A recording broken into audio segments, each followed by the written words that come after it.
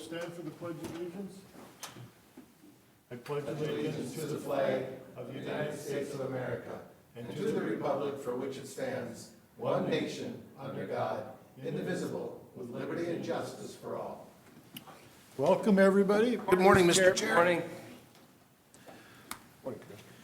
Could I get a motion to approve the county board minutes? So moved, Mr. Second. Chair. Got a motion by Commissioner Jelinski, seconded by Commissioner Lemire. All in favor signify by saying aye. Aye. Opposed, motion carries. Are there any additions or deletions to the agenda? With none, could I get a motion to approve the agenda as presented? So moved. Second. Got a motion by Commissioner Lemire, seconded by Commissioner Wincher. All in favor signify by saying aye. Aye. Opposed, motion carries. Land Service Report. Welcome, Amy. Morning, Amy. Morning, Miss Amy. Okay, I've got a couple of items under my report today. The first one is to review and approve the recommendation from the Aquatic Invasive Species Partnership Grant Committee for the 2021 AIS grants to local lakes. I did, in your packet, there should be a chart with the list of all of the requests we received and then the recommendation from the committee. The ones that are highlighted in yellow are ones that did not qualify, did not meet the minimum qualifications or requirements of the grant, and or we want to handle offline. And then the rest of them, you'll see what the recommendations were to keep us within the $50,000 grant budget. Okay, can I get a motion to accept that? Make a motion to approve, Mr. Chair. Got a motion by Commissioner Lemire, seconded by I'll second it. Commissioner Jelinski. Is there any further discussion? Mr. Chair? Commissioner Jelinski. Miss Amy, can you repeat what you said about the stuff in yellow? Yes. So I'll go line by line on Beautiful. those. Fantastic, thank you. Yes, so item 3, the Fish Trap Lake Property Owners Association, that is a waterless cleaning station and to the tune of $32,950. Since that was more than half of our budgeted grant funds, we decided that we were going to take that off the table as far as for consideration and grant. I'll be coming to a planning session to visit with you about partnering with Fish Trap Lake Association to fund that with AIS funds, but separately from the grants. Very good. And then items 4 and 5, both of those we're applying for treatment. And one of the caveats that we have within our grant program is if you are asking for funding for treatment, you also need to be coming in with a prevention project. And neither one of these were coming in with a prevention project alongside the treatment, so therefore they were not able to be funded. So that's the reasoning for those. And Mr. Chair, that answered that. Thank you very kindly, Miss Amy. Commissioner Lemire. I just wanted to say Commissioner Wilson and I sat on this committee too, and the reason that we're going to bring this fish trap waterless cleaning station forward is because the previous year, if you guys recall, we gave Lake Sullivan a grant for that same particular station, but they did not get the okay from the DNR to install it because of size requirements or something like that. So we were thinking that maybe we'll try it with fish trap this year, and we're going to be bringing it forward to the full board for approval.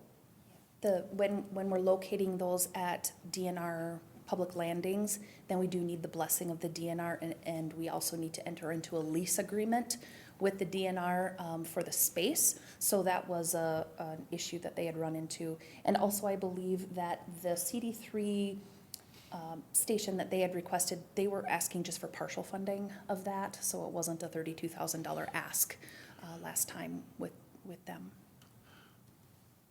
Question I have, just so we've talked about this, we've given this out about 3 times now, and it hasn't got Right. done. And it hasn't got done yet, just so that you know that we're not financing the second and third one. We haven't had any that we've really followed through and financed yet.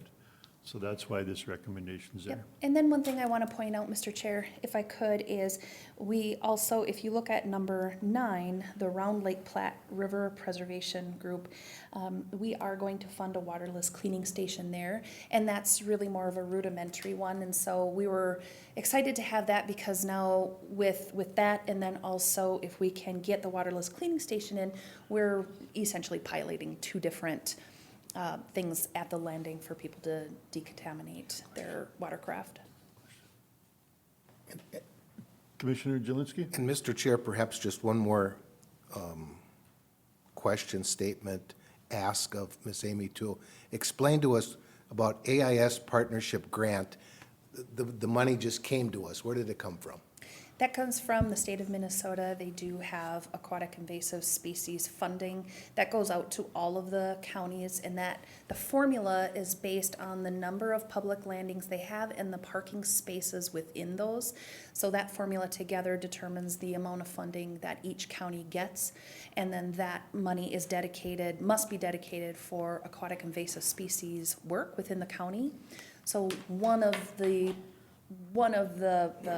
cornerstones of our program is this partnership grant program where we are funding the individual lakes with aquatic invasive species projects that they're taking on locally right immediately at their lake.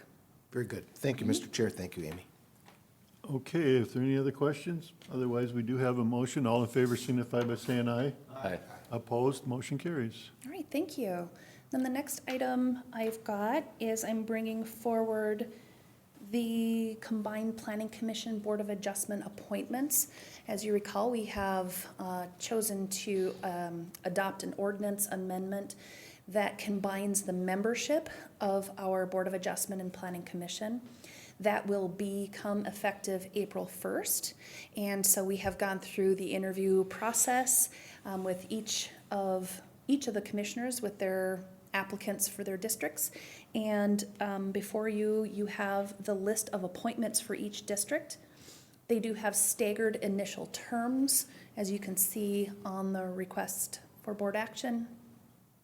And then the other part of this is that we have had some discussion about a monthly stipend in the amount of $225 to each in lieu of the per diem payment. I'll make a motion to approve, Mr. Chair. Okay, we got a motion by Commissioner Lemire, seconded by Second for more discussion. Commissioner Wincher. Any further discussion? Commissioner Wincher? Thank you, Mr. Chair. And again, and we know the answers all aboard here, but just to clarify, this is just not coming to us. We had a public hearing, we had a planning session, we had public input. And if you can kind of just give a short version of how we got to Yes. this point. I sure can, Mr. Chair. The list before you is a culmination of lots of things that have happened over the last few months. So we certainly had a lot of discussion about combining the membership of our Planning Commission and Board of Adjustment, and that what that resulted in an ordinance change. When we have a land use control ordinance change, then we are bringing that to public hearing public comment, and then it is also ultimately comes before the board for approval. So once all that happened, then we advertised for these open positions for this combined membership. And here we are with our final candidates. Thank you for that explanation. Commissioner Jelinski? Mr. Chair, thank you. Amy, I would just ask that you would take a look at the appointment for District 2, spelling of his first name and last name. I don't think it's correct, but I could be the guy that's wrong on the whole thing. You are correct, so let's correct that to David Brucher. Thank you. You're welcome. And Amy, I also understand, and I'm looking forward to that, because I do have questions sometimes with planning and zoning, but we are having a training coming up. Several, yeah. Yep. You want to explain our training program that's coming up? Absolutely. I'm Because I'm really- looking forward to that. Me too. Okay.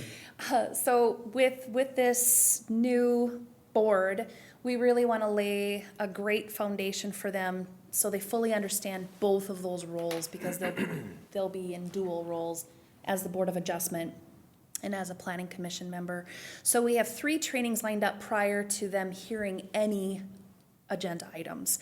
And so the first one is a legal training. We've got an outside counsel coming in to really lay the foundation as far as what their role is as a Board of Adjustment member and what their role is as a Planning Commission member. Along with that, how to build a good record, what a well-run public hearing looks like, all of those things. And so they're going to have that, and then they're also going to have 2 Department of Natural Resource trainings, really digging into the shoreland standards and rules and the purpose for those and the whys and the hows. And then also a deep dive into granting variances within shoreland. And so those 3 trainings will be happening prior to them hearing any agenda items. Come April 13th will be their first meeting. And then they also will have some time with me with training and just kind of the nuts and bolts of Morrison County in general. So I'm really excited about this. I'm excited about the makeup of this board. And I think they're excited too. I'm getting some really great comments and questions from them already. They're ready to start, so. And I noticed with this slate of people that we have, they all have been on the board before. One board or Yes, the other, or an that's alternate. correct. So they do have experience, everybody that is on this board. They all So- have had a brush with public hearings and how those work, some in different capacities, either the Board of Adjustment or Planning Commission. But yes, so they will not be completely green. Okay. Any other questions? If not, we have a motion and a second. All in favor signify by saying aye. Aye. Opposed? Motion carries. All right, thank you, that's all I have. Thank you, Amy. Thank you, Amy. Public Works, DJ, welcome. Morning, DJ. Good morning. So we have 2 items for today. The first one is a authorization of resolution for support for Pulaski Township to apply for LRIP funds. You approved a few of these at the last meeting, and Pulaski was still getting some of their paperwork together to get an accurate estimate to make the application. So they requested to get this approval, which they need for the submission of the application tomorrow. Could I get a motion on that? So moved. Motion by Commissioner Lemire, second by Second. Commissioner Jelinski. Any further discussion? Not all in favor signify by saying aye. Aye. Opposed? Motion carries. Okay, the second item is authorization for the Public Works Department to conduct preliminary work to prepare the Trailhead parking lot at the Belle Prairie Park. So there is an attachment with a map. I don't know if you're familiar with this or not, but all we're really looking for is authorization for the maintenance forces to go out there and do a little bit of clearing, removing any trees or brush that has to be removed. Any trees is a requirement now that the northern long-eared bat's federally endangered species. So any trees that bats might roost in have to be removed before March 31st. And so this is authorization for the county forces to go out there and remove a couple of trees that are out there. So And- moved. Got a motion by Commissioner Wincher, seconded by Second. Commissioner Lemire. Is there any further discussion on this? Not all in favor signify by saying aye. Aye. Opposed? Motion carries. Thank you, DJ. Thank you. Thank you. Thank you very kindly. You can tell Steve you didn't know how easy his job really was. Exactly. And he was nice to you. You were nice to him. Okay, next, administrators report. I am going to, Steve M. was planning to come in. You guys are moving along so quickly.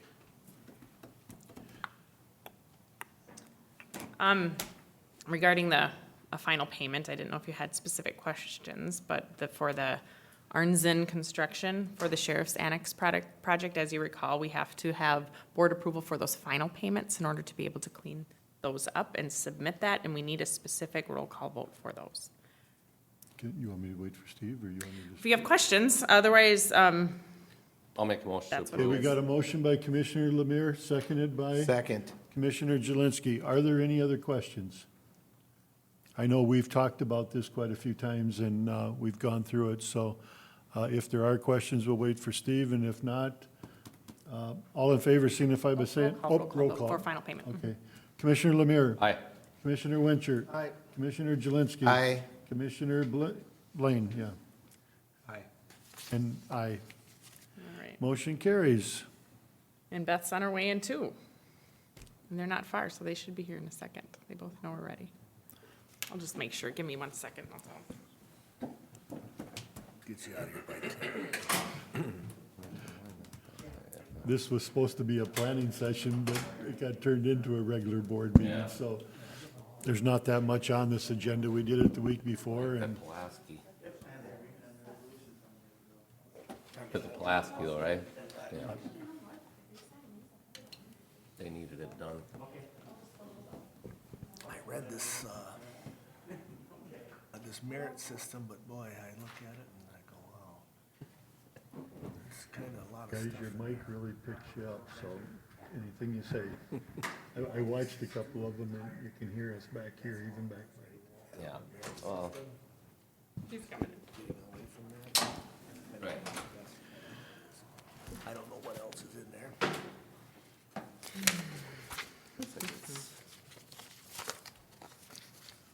Get a motion on this in a second, then discussion, right? For the personnel policy? Get it, Yeah. get a motion second, Yeah. okay.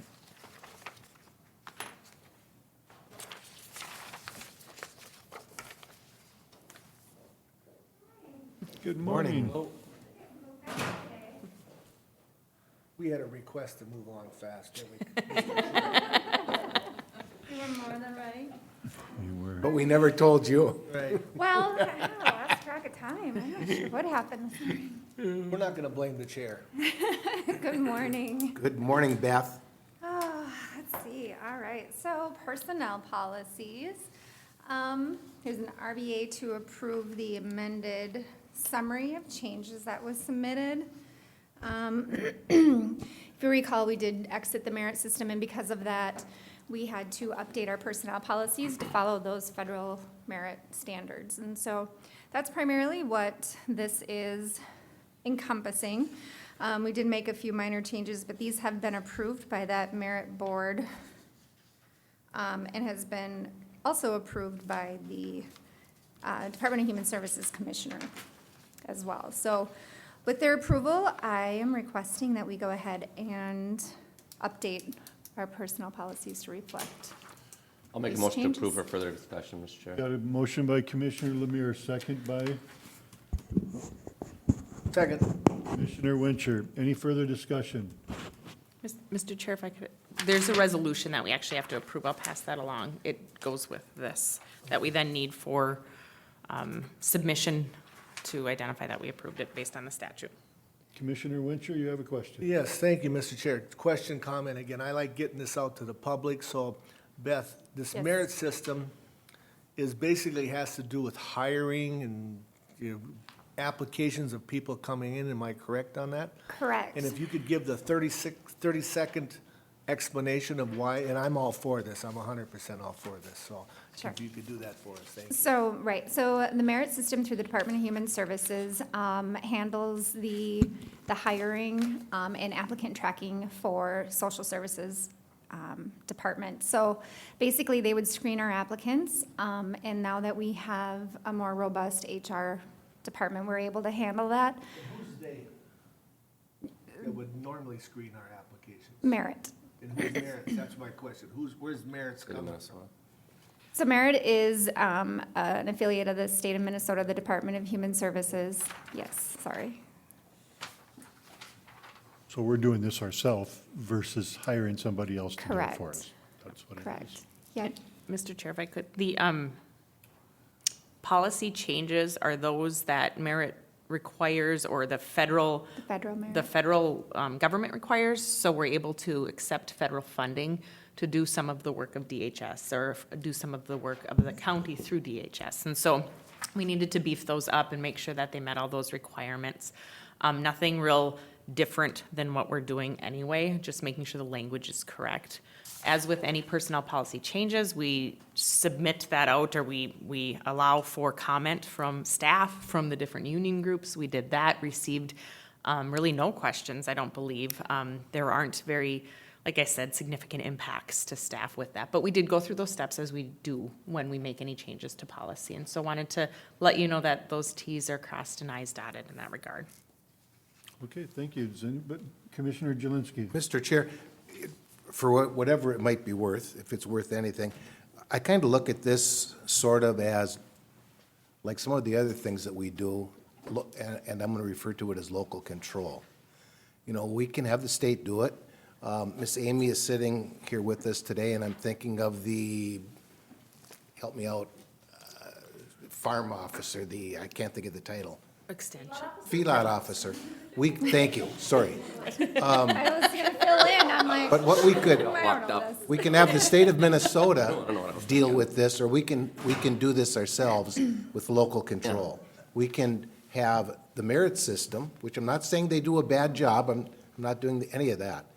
But we can hand that off to someone else, or we can bring that back to Morrison County, and we can do it under local control. And sorry if I'm going around that the wrong way, but that's the way that I take this whole update that we're doing today. So Correct. thank you for that. Yep, you're correct. Any other questions? If not, all in favor signify by saying aye. Aye, Opposed, motion carries. Wonderful, Thank you, thank Beth. you. Thank you, Beth. good job.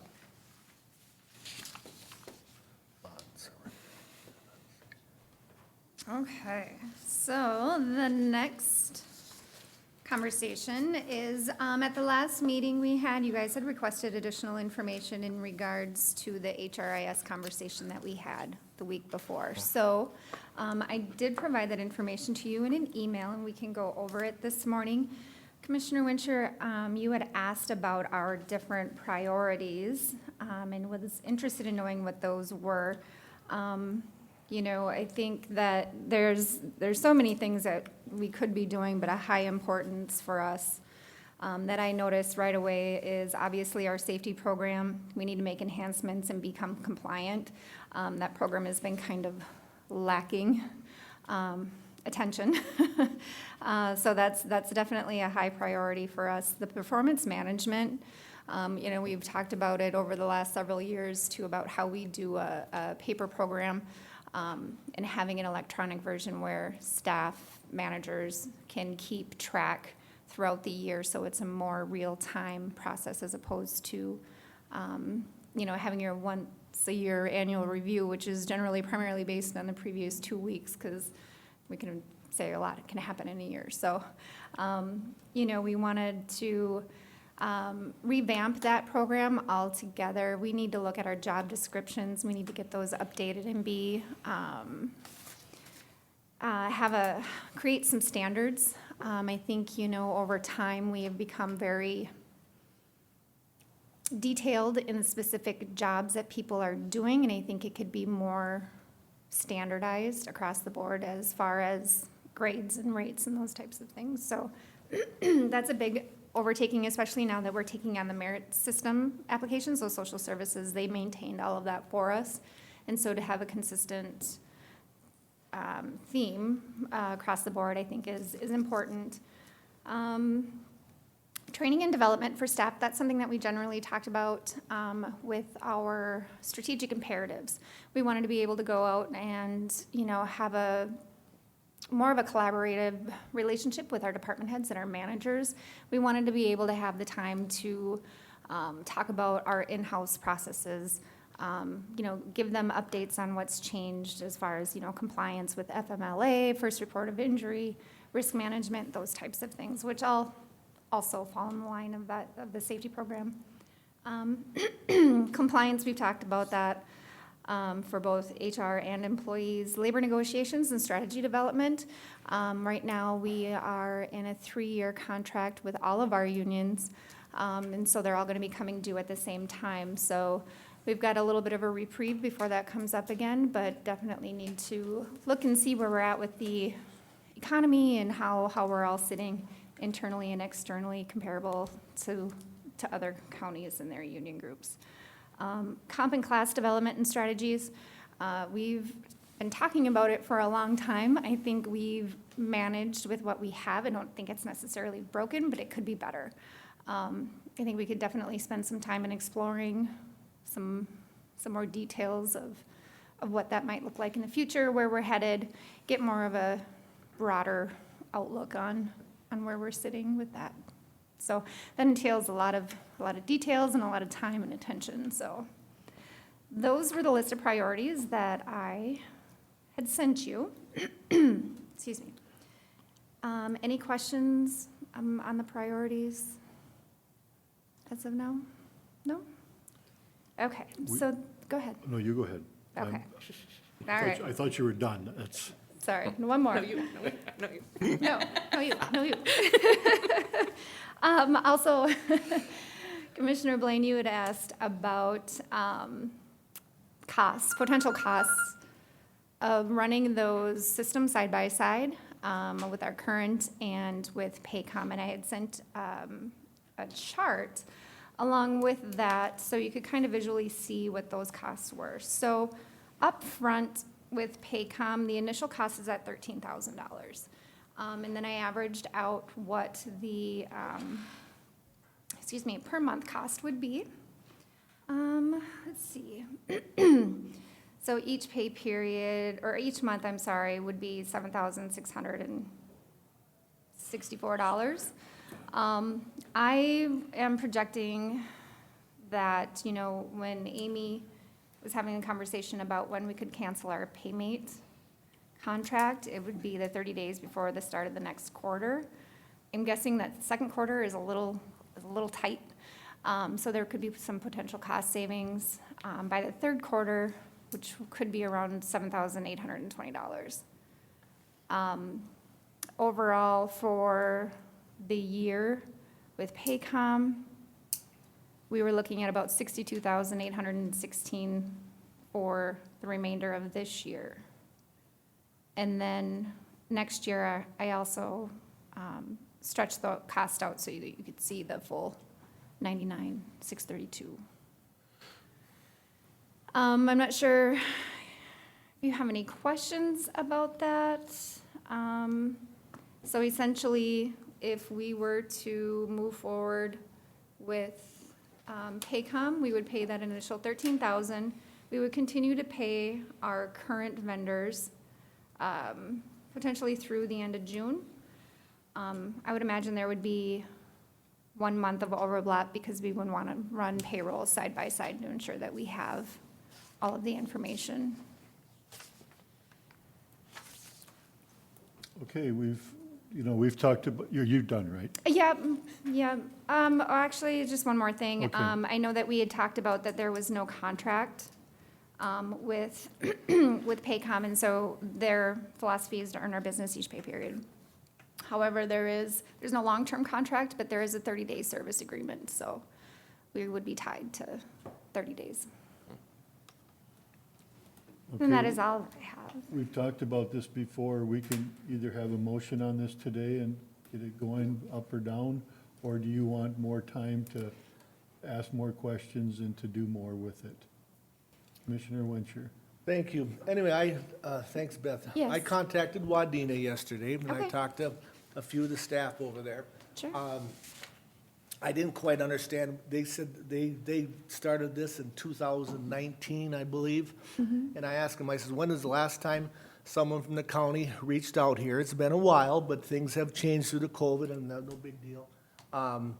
What they were saying, they were with, again, I didn't quite understand, they were with 3 different programs doing their payrolls and whatever, and they converted over to Paycom. And the dollar figure was pretty even just because of these 3 programs, whatever they were. They were disappointed in Paycom as far as when the initial got into it, a lot of programs that they were assuming was in this, that they always upgraded, asked for additional charges because this didn't work or this didn't work. I say with Paycom, they liked how it was their service kind of behind them. Again, now they're not, I tried to reach out to Clayton County, maybe it's the wrong county. That would have had been it. Carlton County. That's why I couldn't get Carlton. Okay, that's why, because they were like, I don't know. Okay, so I reached out to the wrong one. But Anyway, so I like that far as the fact goes. The dollar amount, I didn't discuss the dollar amount with them, but I say the thing was that they said that every time they wanted to do something, Paycom would ask additional amounts of money to implement where they thought it was already in this policy. So I'm not for sure on that one. The 50,000 plus the 13, again, to me, that's not a walk in the park. That's still a lot of Correct. money. It is. Our system currently is not broken. It's, again, based on the information, it's not going away but again, it's an old system. I would like to, and again, I'm one of 5, is maybe since we're not going to it, I'd like to see how the budget process goes through the rest of the year and see where this money comes in, and who knows where we'll be sitting at. But at this time, those are things that are important to me. But what I heard about Paycom, it sounded pretty good from their end, so, so it was a pretty good recommendation I had. And I just didn't I went into the nuts and the bolts over there too, so, and that was a good thing. But the dollar amount, I would just like to see how our budget process is this year. And again, we've been working on this for 2 years. I don't see another 6 months or 8 months, because they also did say the implementing was a pain in the butt. Yeah, it's not gonna be any walk in the park, and I think at any Yeah. time you implement a new system and you switch gears, I think there's definitely a huge learning curve.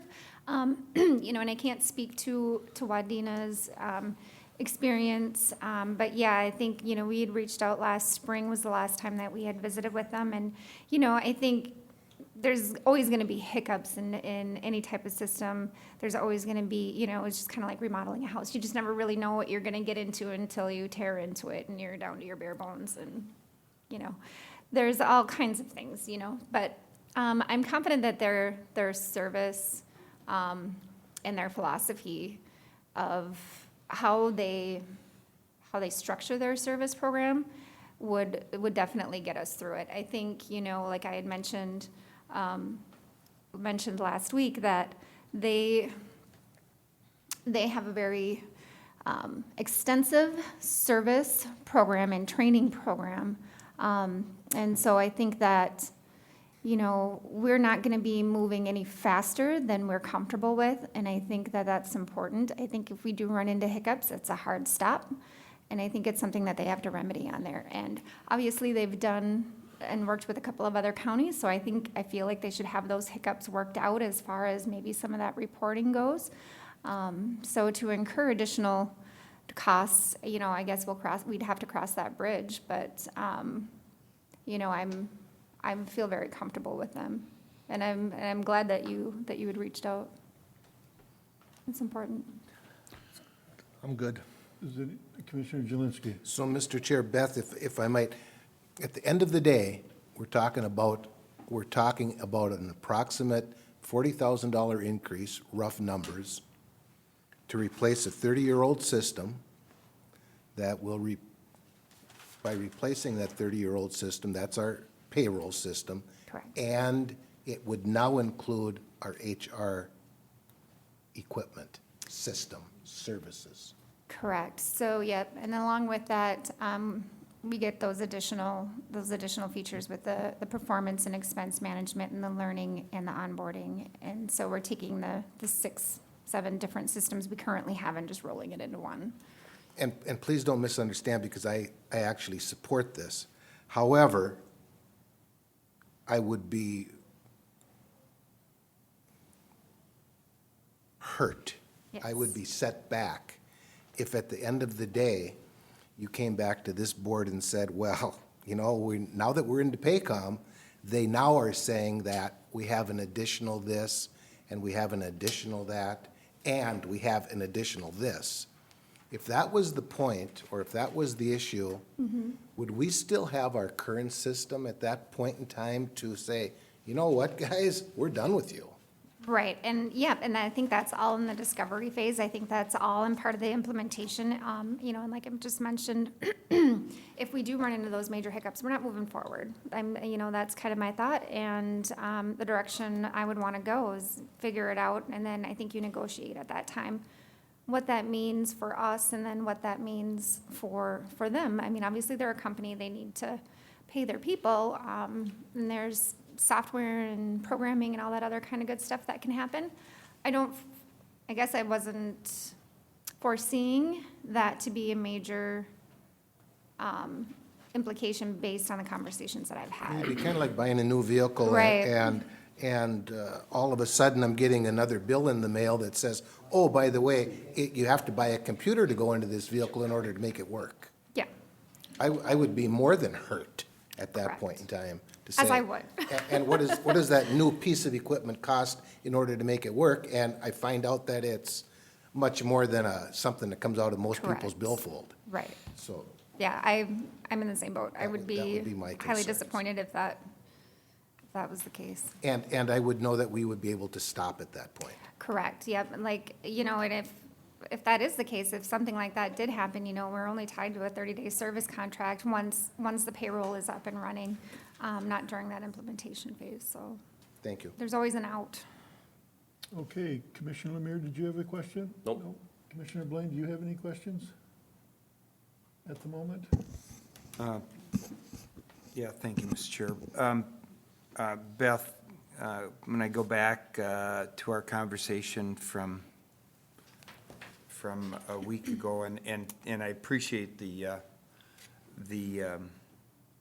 spreadsheet I looked at, or I'm calling it a spreadsheet. You ran the numbers for me, and that helped me understand that, and I appreciate that.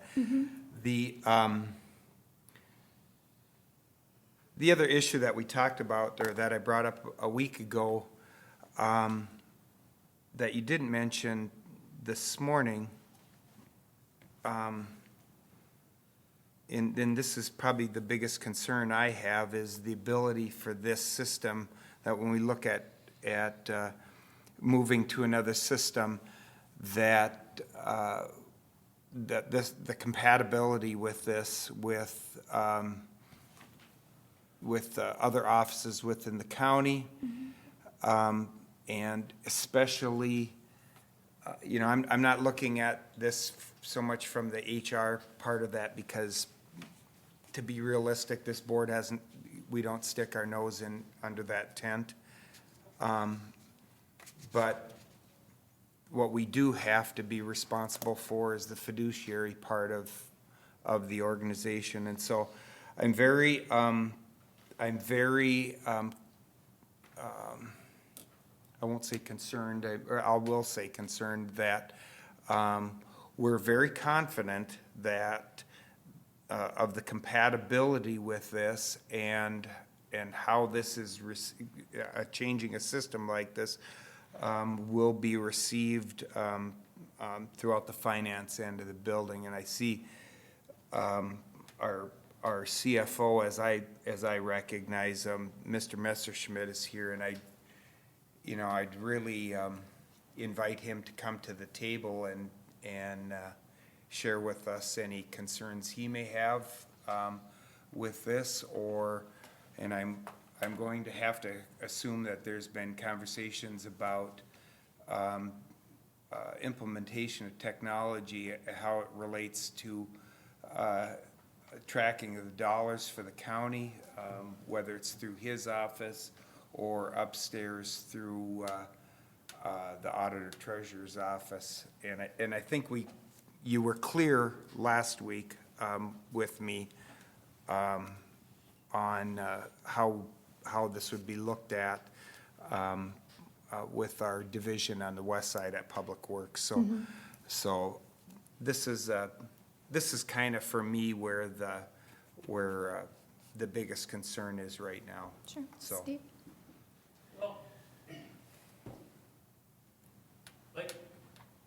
Like with any product you have, I haven't seen it. I haven't seen it go through a whole cycle of a year to all the reporting. And I'd sure hope that they're not gonna charge us more if something we had before we can't get, because that would be not a good thing for Right. us, because that would be going backwards.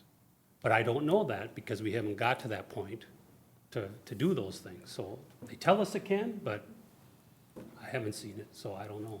Mr. Chair, Wadena does use IFS also, the same financial system that we have. Initially, some of the concerns that Wadena had was that communication between Paycom and IFS that have since been worked out. And talking with Heather, their auditor treasurer, early on in the process, that was a challenge, but it's been since worked out because it's a hard stop, like Beth talked about.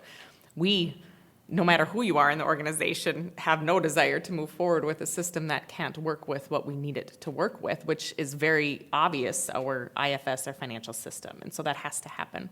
And as Steve said, it's reported that it does. It's reported that we'll make that occur, and it will happen.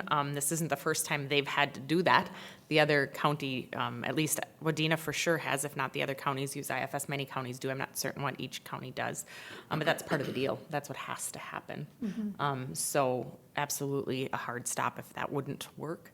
But there's a number of other reports that embedded in our current Yep. system that I would sure hope that they're not going to go away as well when we have to report our insurance, our work comp, Yep. payroll estimates every year, and we have to do final reports, which are all in this. And I'm assuming if Wadena's gone through it, they're part of MCIT. Like I said, I'm assuming they work, but not seeing it work, couldn't tell you. And that implementation process is how we learn that discovery period, that ability to be able to work with them and say, this is what we need, let's make sure it exists. Commissioner Blaine? So, thank you, Mr. Chair. So, thank you, Mr. Messerschmidt, for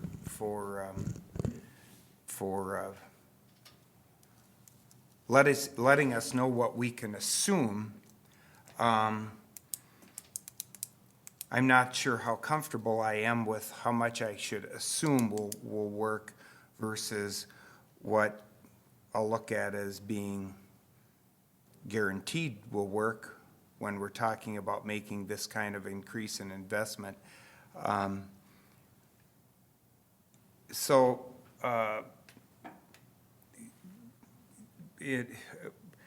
that's still a concern for me. I'm gonna put that out there right now. The other question that kind of came out of Commissioner Jelinski's comments was the current system that we have right now is a contracted system. Is that correct? Correct. So that runs off of the yearly contract, monthly contract? How is quarterly. that? It's a quarterly Quarterly contract system. And that's why, and so for me to make sure I fully understand this, there's parts of the current system that we would keep in place and run alongside a shift to the new system, Correct. but not the whole system entirely. Is that correct, or am I reading that wrong? So correct. So it would be our payroll, paymate aspect. There's the 5 or 6 other systems that we use also, and I think once those are implemented, we can drop.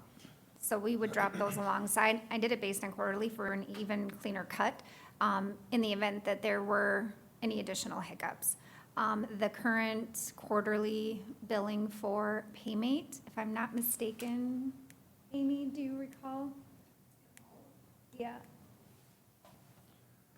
And I have it in You my mean other, Total, yeah, quarterly? quarterly, I want to say it's around 20 4,200. 4,200? I was gonna say $4,000 or $5,000 is what I was thinking Yeah. myself too, but. Sorry, I don't have that number. No, and that's fine. So,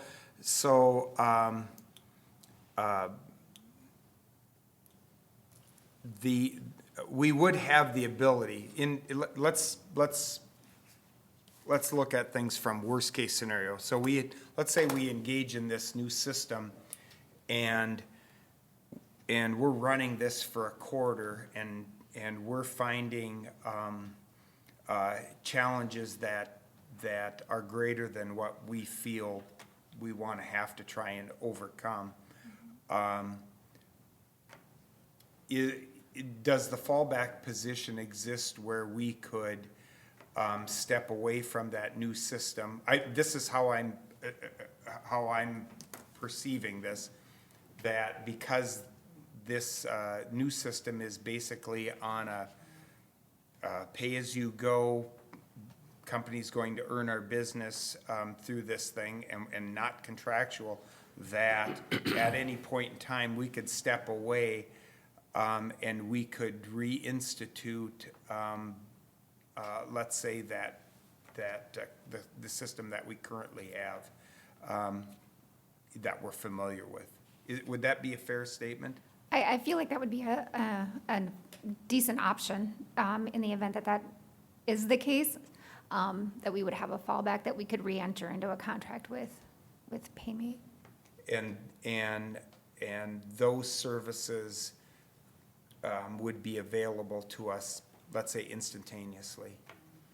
I don't see why not. I guess I don't know what their retention is of their accounts once they're canceled. I'd imagine that there would have to be some level of time that they would have to retain that information in the event that, you know, down the road you do find something that's missing, or a report isn't working properly, or, you know, I mean, it's still our data that I think we would still have access to. Mr. Chair, we wouldn't actually make a full conversion until we know it works and are comfortable with it working. So part of me thinks Right. that if we would begin that discovery, and we're not gonna know a lot of stuff until we invest in the fact that we need to do that discovery period with Paycom, because we have to say, okay, here's what we have, here's what we need to have, here's how does it fit into your system, how do we pull the data from the existing system, all of that needs to exist, and that's what that initial investment time period does. But we wouldn't actually completely transition over and stop our relationship with PayMate until we are all confident that this is going to work for us and with everything that we needed to work with. So I can't see completely severing that relationship until we know that. And then if down the line, for some reason, Paycom changes or whatever it might be, you know, then we have to readdress that as with any system that we have. But I wouldn't see it completely severing a relationship until we know we are good and solid with the new processing. And remember too that just with the timeline with this, we're not gonna get through a full year of reporting, Right. the different reports that get done annually versus quarterly versus monthly.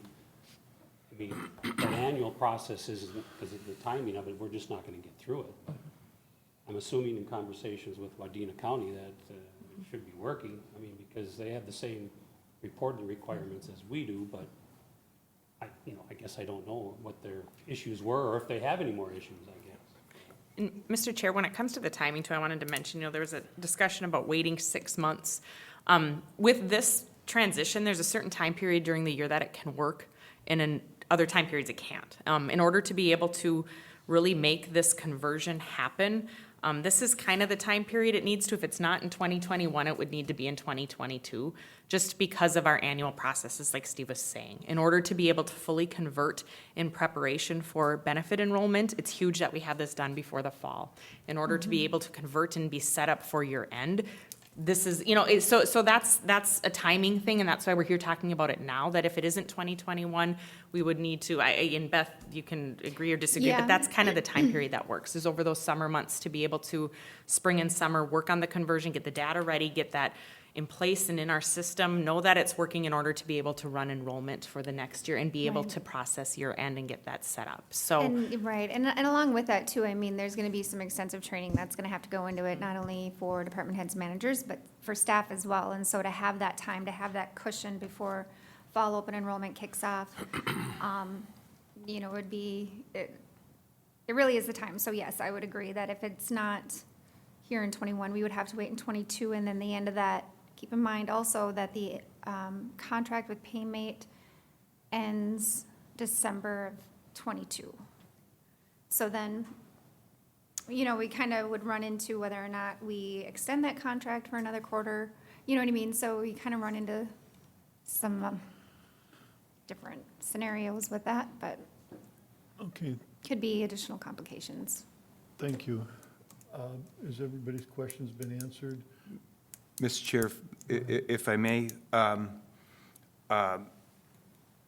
first of all, thank you for laying the time, the importance of the timing of this. And maybe this is why when we had the first blush at this idea of changing systems about a year ago, then we entered into a point in time. And I know we had the whole COVID thing and all that, but then this kind of fell off the face of reality at that point in time. And now we're back at this in this window of time here. And I appreciate both of you telling me why that timing is important for now.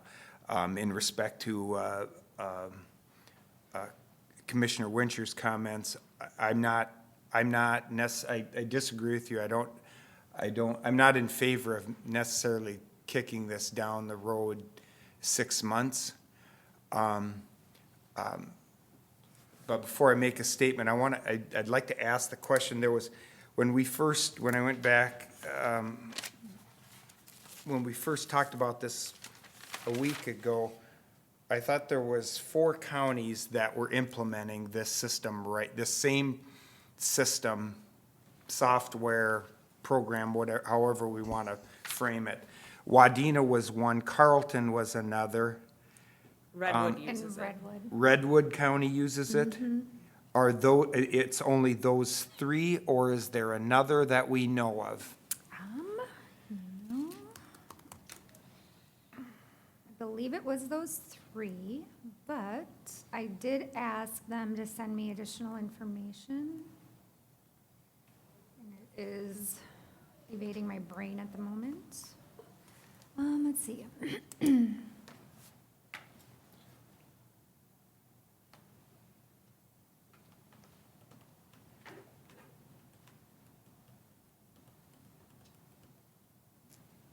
I'm not finding it right now at this moment in my email, but I can definitely send you the customer list that they did send me. Okay, so Mr. Chair, and Beth, thank you if you would discover that there is another county other than those 3 that are implementing this at this point in time, if you could please forward that to us, that would be helpful. Yeah. So, Mr. Chair, at this time, and I appreciate the work that Commissioner Wincher did in reaching out to one of these 3 counties and to gain some background information. And I have to be honest with you, I did not take that same action with Wadena County or the other 2. I want to make sure that that we're thorough in vetting this before we take action on this. And so, Mr. Chair, today I would like to make a motion that we could table this at least for a week to maybe have some further clarification. I'm gonna make that motion, maybe from a selfish perspective, to be able to maybe spend a little bit more time on this myself, so that I feel more comfortable with this. I don't want to go forward with assumptions. I want to go forward with a little bit more confidence in that. I really don't think we need a motion. We'll just table this till next meeting, bring it up, and you okay with that? I'm very fine with it. Yeah, we don't need a You're the motion chair. on this. This was information that she's been bringing us. You guys asked her last time to give you more information, and she did that. And now you've asked again that we wait a week, so I would like to see you do whatever you need to do the next week to bring this back to the table. Commissioner I have Lemire? one question on funding. For this year, it'll be coming out of our reserve funds, correct? And then if I didn't save my paperwork from last week, a portion of it's gonna be paid out of social services and the general fund? Yep. And then, is this only for social services or for the whole department? For the whole county, when it comes to processing payroll and doing HR, benefit enrollment and performance management and all of that. And on that note, then how come social services is part of Charged. it. Yeah. Well, we split costs out often with social services when it comes to general expenses because they're reimbursed from the federal government, oftentimes for costs associated with their staffing. And so we always try to make sure that those are dispersed so we can get full reimbursement for them, because that's, a cost for employing those staff. So oftentimes we share costs of general, systems or whatever. So. There's Thank two you. ways that we get money back. We have a cost allocation plan that we do every year. It costs us $5,200 to have it done, and we get back $180,000 of federal reimbursement. But our best way to do it is to direct bill social services, because I think we get a better reimbursement the more costs that we can direct bill. Those costs, like administration costs and payroll costs, sometimes don't always get costed out because it's just tough to do. But in this case, since it's billed differently, we can do it, so. So would that lower the overall cost to the, you know what I'm trying to say? Would that lower the overall cost to the county? It does, as it does now. We bill out, and social services pays a portion of what it costs us to pay employees right now or to run overall administration right now. So yes, we're looking at the entire gross cost, not the ultimate direct impact to local property taxpayers. And another thing, if I could, I don't know for sure how to get the comfort level better. I'm wondering if maybe setting up a call for, if you have particular questions yet with Paycom. I mean, I don't know how to get that information to you, but we can certainly see if that maybe would help. Because a lot of, like I said, finding those specific guarantees are going to come through that implementation process and that discovery period too. So we certainly could sit down, and I would be more than welcome to invite you in to speak with Paycom so you can hear what it is we're being presented with, because that might help, maybe. And I appreciate that offer, but I don't want to hear from the company that wants to sell us the product. I want to talk to the people that have already bought the product and have the experience in using it, and I'm going to probably go out on a limb a little bit and say that the people in Carlton County or Redwood County are run at as high a professional level as we do, and would be straightforward with us on whether or not they've had issues in implementing or executing that system once they've implemented, and maybe would be able to, maybe there's things that they were doing prior to taking on this system that were similar to what we've been doing here. And if nothing else, maybe we would learn some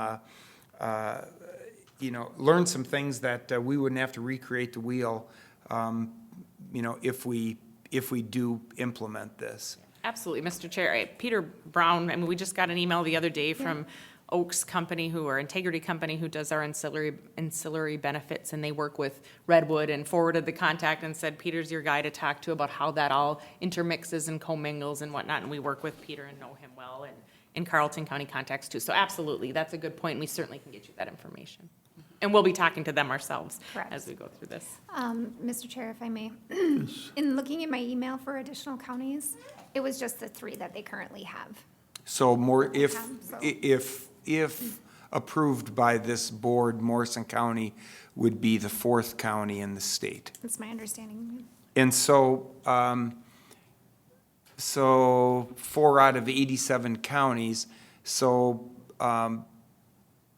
what would be the vehicle of choice then of the other 83 counties in the state, if they're not going to this? Are they staying with the system that we're running currently, or I know you gave us some options, so obviously it must, a number of counties must be doing, they're looking at an option that's different than this. Right, so there's many different payroll systems throughout the state that different counties use.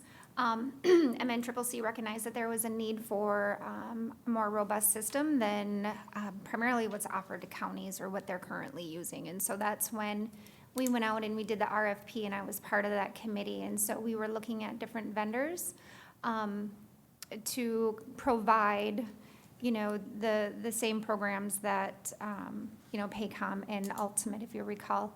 Those were the top two vendors out of that RFP, and they chose to go with Ultimate. So there are some counties right now who are in conversations of piloting that program to make sure that all systems are a go, that all the hiccups and needs are met. I didn't feel that they were a good fit for us, and it's hard to say how many counties would actually jump on board with that particular contract. And there are obviously other counties throughout the state that, have done their own research and have their own systems. So I know it's a conversation across the state, that people are looking at moving to different systems. So there's so many out there. I think it's kind of hard to say what is the better fit across the board. I don't know that there is one. But And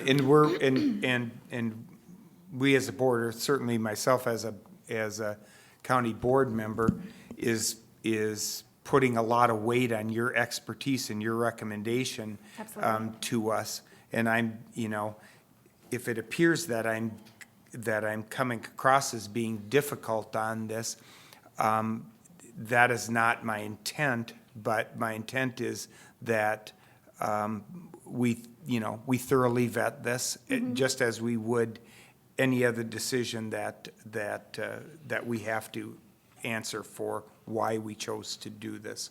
And I feel that with this discussion and a further look into this, when we get to the end game, we'll be comfortable with, we'll be as comfortable as we can be with however we want to proceed with this too. So Right. I appreciate your patience Of course. with me on this too. So thank you. Absolutely, thank you. Beth, I have who has a question? I have a Steve. question. Oh, okay. Was there, as you went through this process with, Ultimate, Cronus, whatever, how many counties were using it currently? I know of one, but I don't know how many are using Ultimate. We know how many were using, and that was the other choice, was Ultimate, so I was just curious if there were other counties that were using Ultimate that. I can look back at my previous emails and see what counties they currently have. I don't know off the top of my head. Mr. Chair, I don't recall it being many, though, No. at all. And Cronus was one that they acquired, and Cronus was one, and I was on the NCCC board when they first really, I think, had a relationship with Cronus, or a lot of people were trying to look at different systems, and that was back in, well, goodness, I don't It was know, years ago. 2013, 2012, Yeah. something like that, But quite I a know while ago. Ultimate, before they merged, had some counties that they were. Working with, yeah, I don't know who, Well, and that- or I don't know that the list Yeah, was there long, one though. down, it was Austin, and that was the county seat down there. That's, Moore County Mower County. yeah, I think is it was- Austin. Yeah, Sounds familiar. that they switched to Ultimate. So my understanding, let me see if I'm understanding this correctly. In 2022, we're done with our contract, right? At the With- end of that year. With this company that we're using right now. And our payments, if we agree to go with them, we're gonna be making payments as we go along.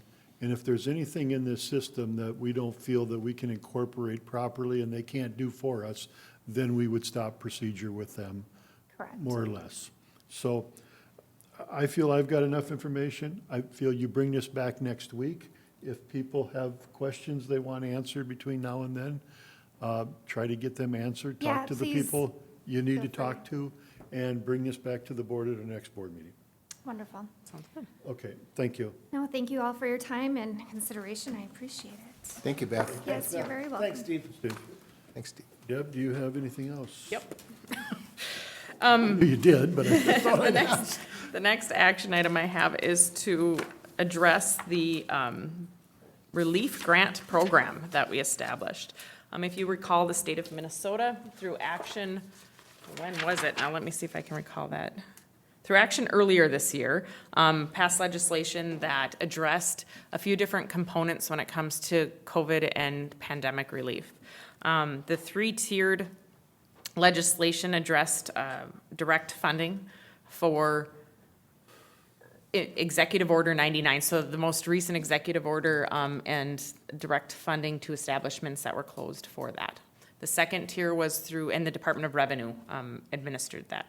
The second tier was through directed or administered through deed, and that was direct funding to very large convention centers and movie theaters. And then the third tier of that funding in that legislation was county relief, and just short of 116 million was distributed to counties with a minimum floor to distribute out in a grant program for COVID-related impacted counties, or impacted businesses and nonprofits, I'm sorry. And so with that, we developed, and I was directed by you to develop a program. You looked at the application, we ran an application program that ran through mid-January to early February. We received 129 applications. The request overall, which as you recall, we left open-ended so we can get a feel for what the need is out there, surpassed $3.6 million. We have just approximately $645,000 to give away.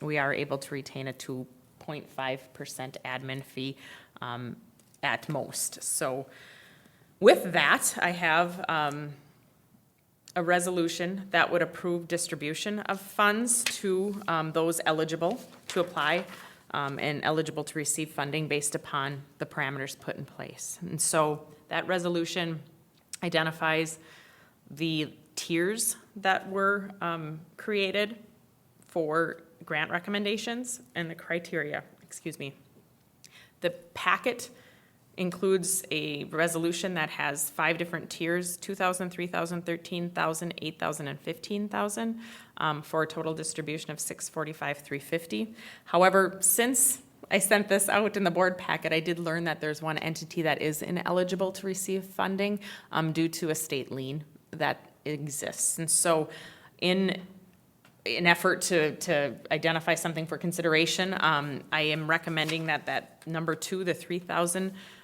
level of funding would be 3,500 instead, and that those 19 entities that are in that qualifying criteria group would even it out almost exactly from the 10,000 that we can't grant out to the one entity to the what it is that we could. And so that's where I'm at with this for recommendation, and the total then would be $644,850 would be the grant, the total award amount in congregate. And I just wanted to take a minute to thank Eileen. She's here. She's the one who helped me orchestrate all of those research components that came with looking at each individual applicant and looking through the state system and also through property taxes. I know the auditor treasurer helped also, but I appreciate that a lot because that was already a lot to manage, and I reached out to her to help, and so she did without complaint, so I appreciate that a lot. Okay, thank you. Could I get a motion on this? So move, Mr. Chair. Got a motion by Commissioner Lemire, seconded by Commissioner Jelinski. Any further discussion? Just one. I want to thank Eileen and thank Deb and Steve for all your work you did on this. And does my motion need to clarify that number 2 will be 3,500? My motion included number 2 being 3,500, Mr. Chair. Oh, I have copies of this one too if you want. And I do want to thank you also for all the work. I know people think it's easy to give money away, but it's a real chore to do this stuff to make it as fair as possible. So I do want to thank you and your committee for everything you guys did. Thank you very much. Okay, we have a motion and a second. Any other discussion? If not, all in favor signify by saying aye. Aye. Opposed, motion carries. Thank you very much. All right, Mr. Chair, so those checks will be cut in the auditor warrants this week, and we'll send them out with communication and a letter from my office indicating what we did, why we did what we did, and then go from there. I don't really have another action item necessarily, but I just wanted to let you know, and Eileen's here based upon conversation last week that she let us know she's leaving. I just wanted to give you a heads up that I'll be working to try to figure out options on what we can do moving forward with the position. There's been discussion over the years of the recorder position. There's been previous board action regarding appointment versus elected and all of that. And so it's appropriate to take time to look at that and to get you information on that. And it's something I'll be working on, just so you know. It's shoes that are gonna be almost darn near impossible to fill, I tell you, it seems. But I wish Eileen the best, and we'll come up with different plans, and there's pros and cons for those, and we'll take our time to take a look at that. And didn't know if anybody has any particular thoughts or what, but I wanted to let you know that I don't have answers, because I need to take a look at it, so. So, Mr. Chair? Go ahead. I Mr. perhaps have questions, because everybody's got questions. So is it proper, and I don't know that we do this often, but is it proper to form a work group to deal on something like this? Because I don't think that this is something that we should just address and say, whoop, bang, done. I think that it should take some thought. Commissioner Jelinski, I have to agree with you on this. We've talked about this for about a year now, 2 years even, with elections and everything, what these two positions should be like.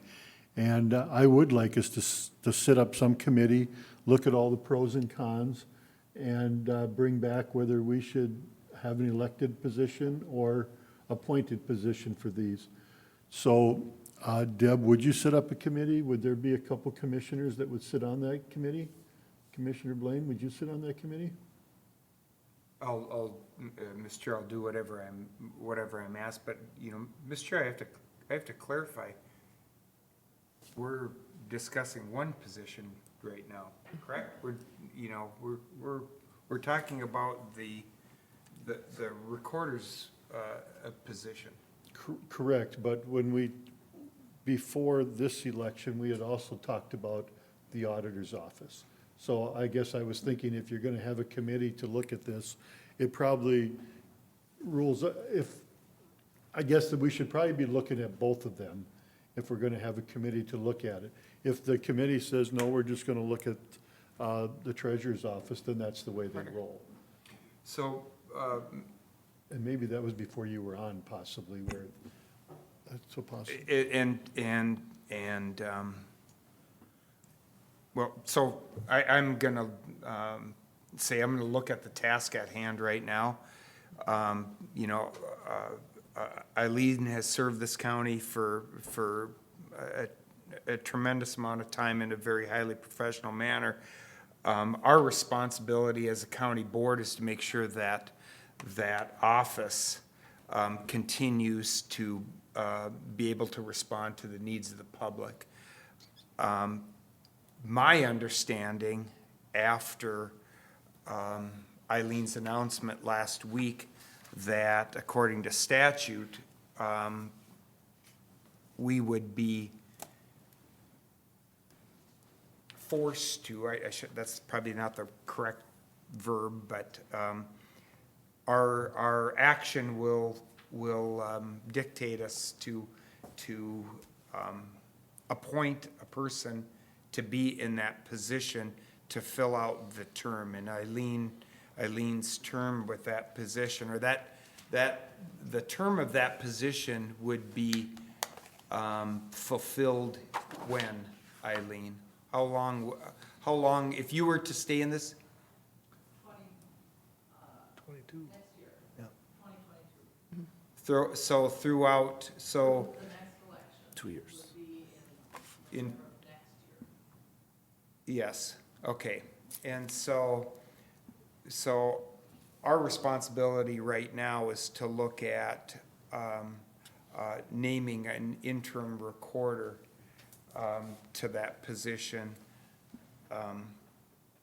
And how, so I'm more interested in how, how do we go about that process? Because I've never done this on the county level. What interaction does the county board have with this, or responsibility with that? And so today, that's the information that I would request from whoever can get that to me. What is the procedure that takes place to fulfill that obligation? Because that's what we have to do now.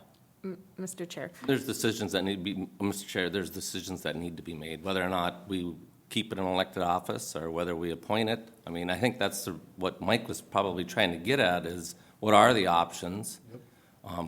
Do we appoint for the next 2 years or 1 year and 6 months or whatever it is? Or do we move forward with an election? Do we move forward with continually appointing that position and restructure the whole department?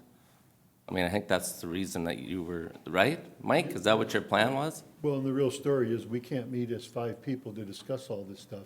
No. I'm thinking, because then it's a board meeting, I'm thinking if we have a committee set up to answer some of the questions that you just asked, you know, that we have a committee talk about all the different things, the department heads, and come back with a recommendation on what they feel we should do. And Mr. Chair, that's what I was getting at with, that's the work that needs to be done. There is specific special legislation.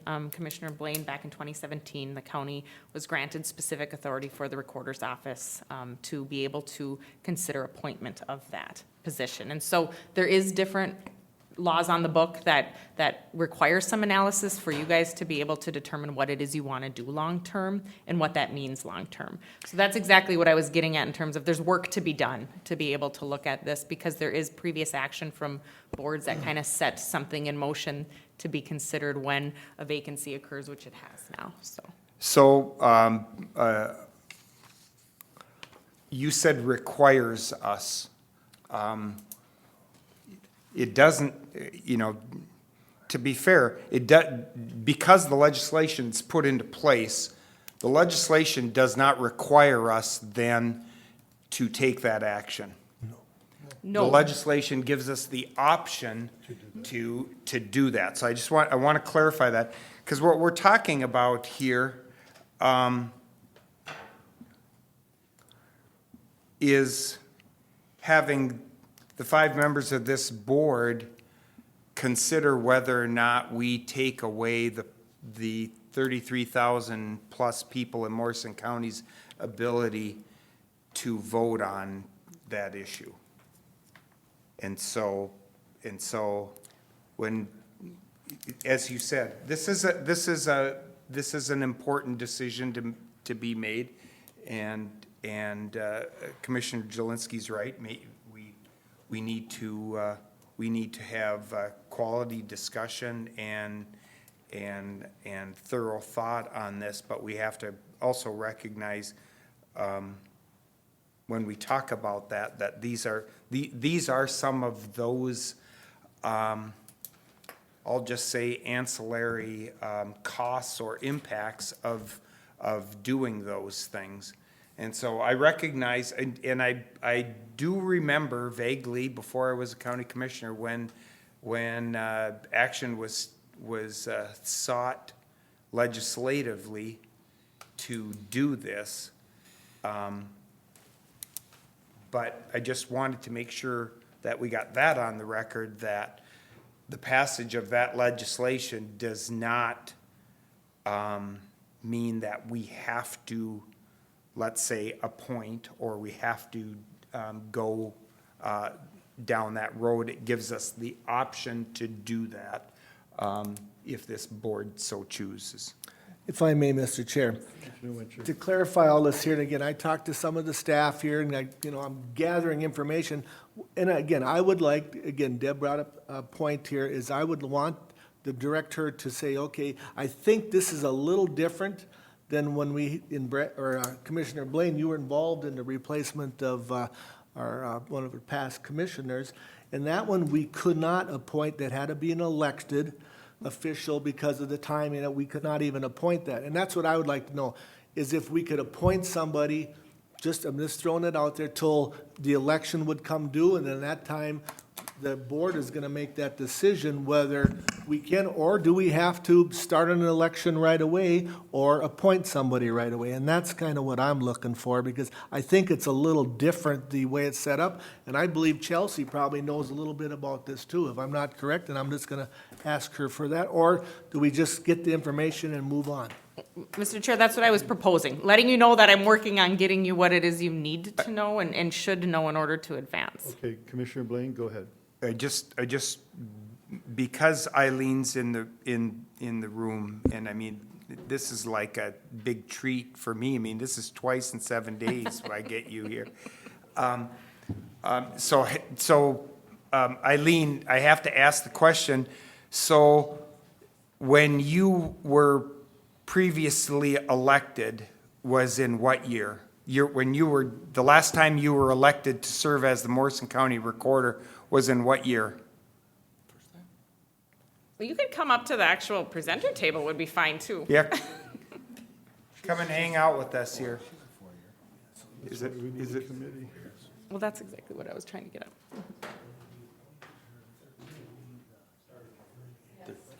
You started in midterm. Yeah. Started midterm. But I want to say the last election you went through was what year? Was in 2018. Was in 2018. Okay, so, Mr. Chair, if I may, I just want to make sure I understand this. So the county sought legislation, a change to the statute to allow the county to appoint that position, and that was done in the 2017 legislative session, is that correct? The county didn't seek it. It was done in 2017 to be able to provide authority to appoint the position. The county adopted the resolution or acknowledged the resolution. It was it's multi-part to be able to accept that authority, but didn't act on that authority at the time. And so they accepted the authority. We continue to have that. Didn't act on it and allowed the election to go through. And Eileen was elected then in 2018 as a result, and the position remained elected. But we do retain that authority to be able to consider the appointment if you so choose to consider it. And since then, MACO and AMC have general authorization in order to be able to pursue if there's a vacancy in the office in certain regards also. But the specific legislation for Morrison County, I think, still exists. So, okay, so I'm trying to get my arms around this of what happened, and I realize this is before I was on the county board, but so you're saying that Morrison County didn't request this, but this somehow became part of state law, and so that piece of legislation that we're referring to, that affects counties statewide?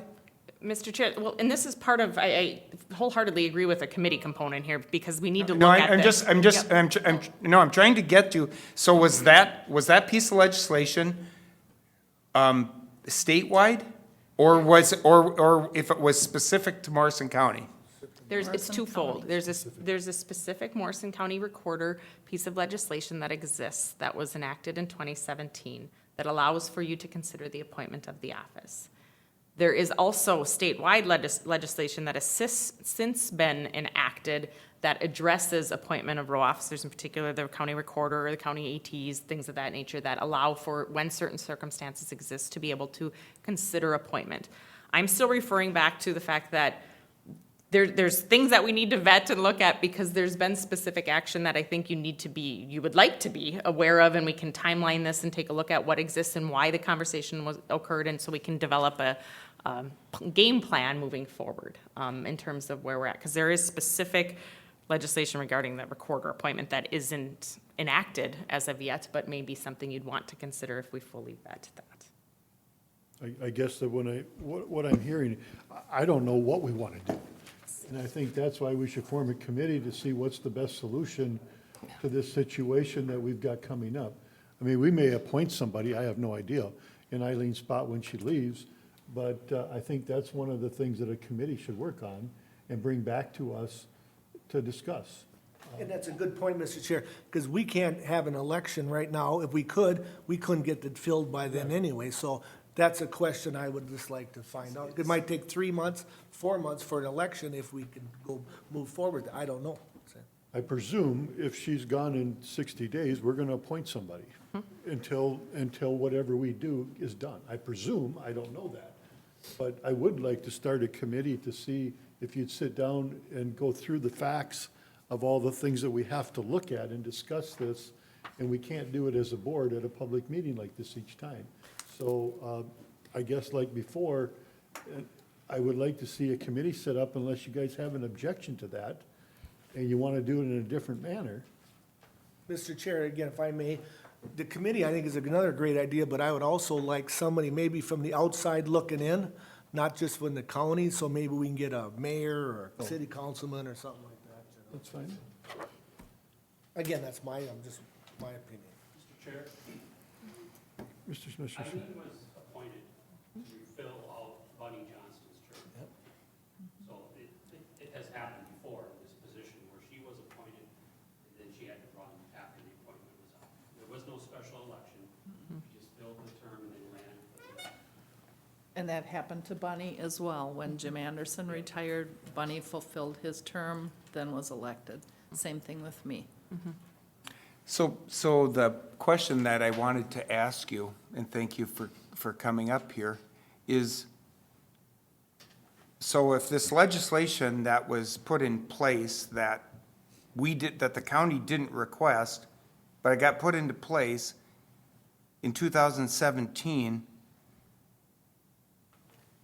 was then enacted,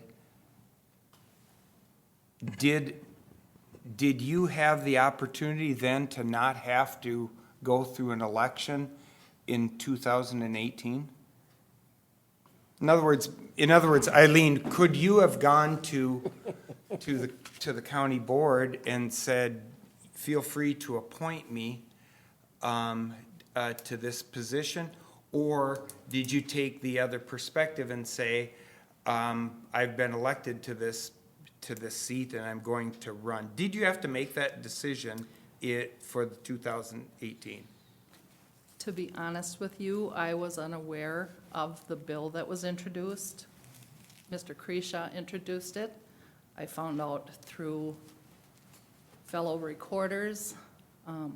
I spoke with board members and found out that the board really wasn't aware of it. So I didn't really know what to do. I wanted to hear the board's feelings on it, but it kind of,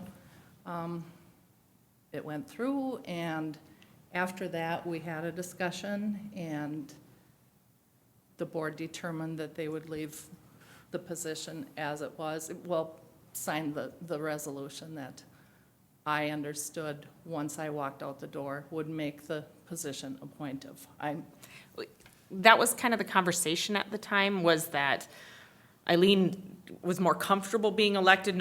That didn't bother anybody that she was elected. The board decided at the time to keep that position because Eileen expressed that, which is totally okay. It was fine, so we didn't move forward with that process to appoint. But it was certainly something that at the time we knew we'd have this conversation again, because we knew that when there's a vacancy that's going to occur, we could look at different options and say, how do we want to move forward? What's the best way long-term for Morrison County? And I think that's a reasonable conversation to have. It's happening around the state. That's why this is a topic of conversation when it comes to these positions, because they aren't necessarily as discretionary as, say, your elected position, for example, is. And so it's a reasonable conversation to have. And so I think that is the point of that now there is an upcoming vacancy, that I would assume you would want options. I would assume you would want what that means, pros and cons of moving forward with those various options, and we can talk about that, and then you can decide what it is you want to do and what's best for Morrison County. And I wholeheartedly agree, Commissioner Blaine, about who it is we serve. And so that would be the whole point, was just to say, I need to work on that. I would love to have a group to be able to vet that and make sure questions are answered to do that with me. Commissioner Witcher? Thank you, Mr. Chair. If I can clarify, Commissioner Blaine, I believe, here's what happened. It was back in 16, 17, 15, somewhere in there. It was being discussed about the auditor treasurer, whether we should be appointing that or whatever. And as everything rolled out, I believe, again, somebody can call me up or tell you that was where it started. And then all of a sudden, we got this thing back where it was introduced to the House, that was about the recorder, that was an option for Morrison County. And that one too, I did not know that was going through. I thought they were gonna go through with the auditor treasurer, which never happened, so they stuck this recorder in there. This is, I believe, how it came about as far as where we have the option to either appoint or to have an election for the recorder, which I was thought they were down there, they were talking about the auditor treasurer. So that's my opinion.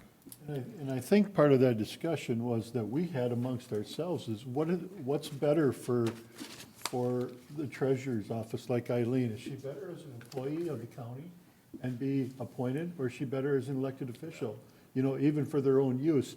And those are, I think there's a lot of those questions that I feel that a committee can look at and bring back to us, because we can't discuss it here, all the things that we need to discuss publicly. So with that, would Commissioner Blaine and Wincher, would you be willing to sit on a committee to look at this? If you guys request that, I'd be happy to. Commissioner Blaine? Certainly. Okay. Would you please set up a committee to work on this, and Commissioner Wincher and Commissioner Blaine will sit on as the board members? I would love that. And you can keep us updated and bring us back information and look at all the things that we've talked about. All right, I think it probably makes sense if that's all right to have some staff involved. HR is nice to have involved, maybe finance and the land offices and whatnot would be And a good even idea. Randy's situation, if you want somebody outside of the courthouse, so there's a little different eyes looking on it, I guess I don't see a problem with that. Yes. We're not trying to hide nothing here. We're trying to do a good job and going forward with making things right. Well, I think So- this structure and the organization of this structure and whatnot is very important to vet fully. Those are big decisions that you guys need to make, and so I absolutely welcome that. Okay, thank All you. right. Do we have anything else from you? No, there was an invitation, thanks Eileen very much. There was an invitation to a tour for Barrett Pet Food. I don't know if you guys have, if you're going to that, then Tabitha needs to advertise that if there's a majority going. I will be going, yeah. And, Mr. Chair, those dates again were what? 9th and 10th. The 9th and 10th? And for the record, I cannot be there for sure on the 10th, and I can't set it in stone that I can be there on the 9th either. So, just so you know. Okay. All right, well, thank you. You got that invitation anyway. We do not need to do committee reports because we did them last week and we covered this because this was going to be a planning session. So, am I correct, Tabitha? So we do not need to do that. So if there's nothing else, unless there is something else. Mr. Chair, I'll make a motion to adjourn. Second. We Oh, got a Give it to motion. Randy the got it. mayor. Give it All to in the mayor. favor signify by saying aye. Aye. Opposed, motion carries. Thank you very much. Okay.